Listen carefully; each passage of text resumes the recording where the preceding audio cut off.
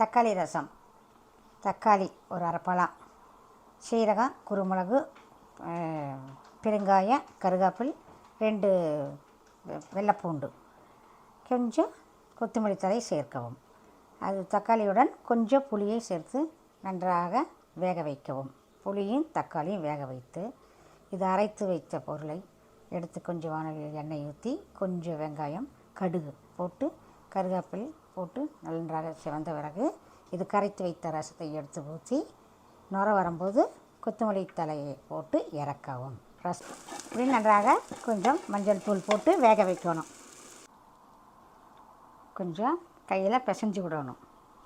பிசைஞ்சு நன்றாக விட்டு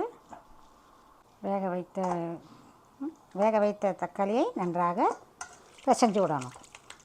தண்ணீரை இட்டு பிசைஞ்சு புளியும் தக்காளியும் நல்லா கரைத்து கொள்ளவும். ரசத்துக்கு ஆட் பண்ணுறது சீரகம், குருமிளகு, பெருங்காயம், 2 கருவேப்பிலை.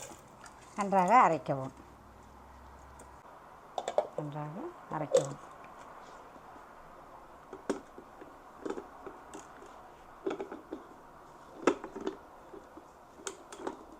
நன்றாக அரைக்கவும். அரைத்து வைத்ததை எடுக்கவும். மிக்சியிலிருந்து எடுத்து அதை ஓப்பன் பண்ணி இதில் சேர்க்கவும். கரைத்து வைத்த தக்காளி புளியுடன் சேர்க்கவும்.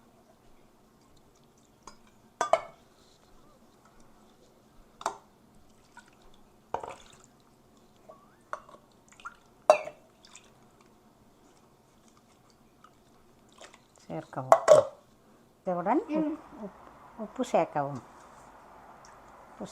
தேவையான அளவு உப்பு சேர்க்கவும். கேஸை ஓப்பன் பண்ணி வானொலியை வைக்கவும்.